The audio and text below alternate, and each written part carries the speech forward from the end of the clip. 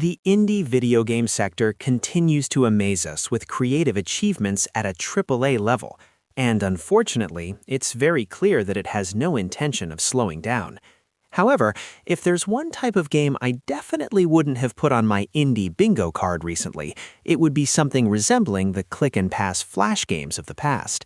It seems that Earth Must Die, a delightfully fun new IP from Size 5 Games, has arrived, and it's clear that this BAFTA-winning studio still carries the same cheerful energy in its latest absurd adventure. When I stepped into the dirty but stylish shoes of VValak Lizardtongue, heir to an accidental galactic empire, I enjoyed so much the comical clumsiness of his new mission that I felt like I was watching a new Adult Swim series rather than playing a game. This is by no means a slight against the game, but it does raise the question of where Earth Must Die sits as a gaming experience. Can we also say that leaning into a large voice cast provides as much of an advantage as it did in other games like Dispatch? A lively and satisfying genre comeback. If there's one thing about Earth Must Die that immediately grabbed me, it's the vibrant and stylish animation, which unmistakably recalls the weird animated comedies of Adult Swim's late-night programming. This was the era that defined much of our youth and early adulthood. But it's not just beautifully drawn sci-fi landscapes, it's also the impressive variety of characters, from the egotistical and cunning VValak to Tyrith and the lowest-tier creatures scattered throughout the world. Every location you visit stands out like a piece of art, and the characters within are all uniquely bizarre. There's almost no sense of aesthetic inconsistency or drop in quality, and the scale of the work put into creating this cosmic world that VValak is trying to dominate is very apparent. This strong aesthetic element works perfectly in the game's favor, helping to carry the story. Even though it feels like an entertaining episodic adventure to watch from your seat, that never diminishes its value as a game. VValak, a villain that's fun to play. In most games, you're usually the hero, or at least an anti-hero, so stepping fully into the role of a villain is a rare experience. VValak Lizardtongue, however, is one of those rare cases where playing a truly evil character works perfectly, and in this wild, interesting universe, I couldn't imagine playing anyone else. Honestly, at the start of the game, I felt like I was watching a new Adult Swim series rather than actually playing a game. VValak is the youngest and most selfish son of Quintaterran Tankheart. Tankheart is a famous military leader, also known as the Grand Shepherd of the Ascendancy, a vast interplanetary alliance devoted to peace, harmony, and progress. At the beginning of the game, we see Tankheart on his deathbed, with his two eldest twin sons preparing to inherit his title. In truth, the title is mostly ceremonial and pompous. The game immediately places you in VValak's shoes, and your first task is to seize the throne from your siblings, because he genuinely believes he is the most suitable for the job.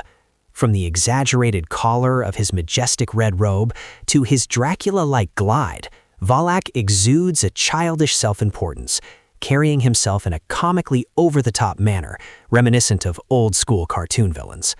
This becomes even more apparent in the dialogues he has with various characters throughout the game.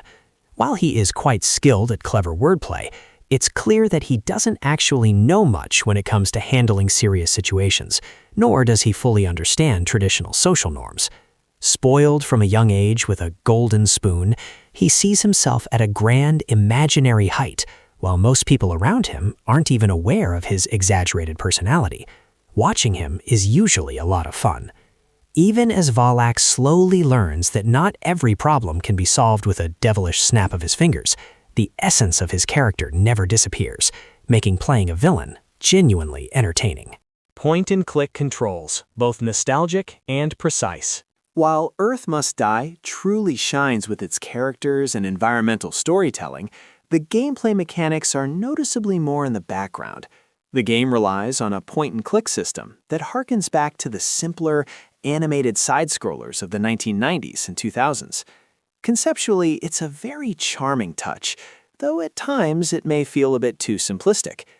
As you progress through VValak's journey alongside his loyal companion Milky, you'll encounter environmental focal points that you can interact with or communicate with in certain ways. VValak can offer personal observations about these points of interest, interact with them directly, or direct another character to engage with them. Overall, while these mechanics are quite simple, they fit VValak's character extremely well, making them forgivable. That said, I do think that adding a few more dynamic mechanics could improve the gameplay experience without losing its nostalgic and straightforward charm. All dialogue, no action. Along similar lines, mechanically speaking, Earth Must Die is very much a game that exists purely in a dialogue format. In other words, your real weapon is a sharp silver tongue. To truly inhabit the role of the bumbling dictator you've taken on in the Friendship Accord, solving every situation through conversation is the key to galactic peace. While this approach is undeniably simple, the Size 5 Games team excels at crafting numerous humorous dialogue scenes that perfectly complement the characters and the wider universe. Even though some players might hope for a bit of action or excitement amidst the witty exchanges, this game is ideal for those who just want to relax and role-play as a megalomaniac without chases, conflicts, or quick-time events. A British comedy that may not be for everyone. When reviewing Earth Must Die, it's impossible not to highlight its impressive voice cast and beloved British comedians. Each of them brings their own personality to already fantastic characters, and none of it feels wasted. At the forefront is Joel Fry, who voices the game's villainous witness Valak. His voice and accent perfectly match the tone of the game. Then there's Ben Starr, who stands out among the opposing Terranoids, though ironically, he can be harder to recognize this time.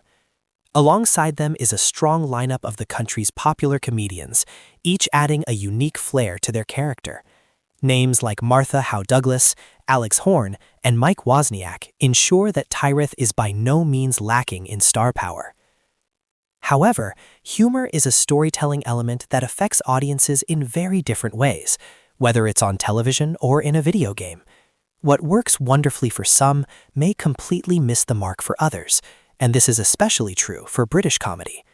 While Valak's character ironically stands out on his own in terms of tone and delivery, most of the game's cast stays very much in line with traditional British humor and quirks, often characterized by a dry wit and constant self-deprecation.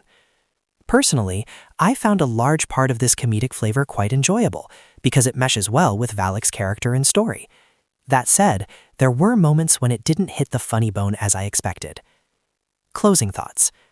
Earth Must Die is a whimsically funny and bizarre sci-fi adventure, with perhaps one of the best playable villain characters in recent memory. The game answers nostalgia cravings brilliantly for some players, though generational differences might make younger players feel somewhat excluded from the experience. Still, for the audience it's aiming to entertain, Size 5 Games has once again delivered beautifully. The point-and-click gameplay and puzzle mechanics can sometimes feel a bit clunky or frustrating, but this never diminishes the game's imaginative and nostalgic charm.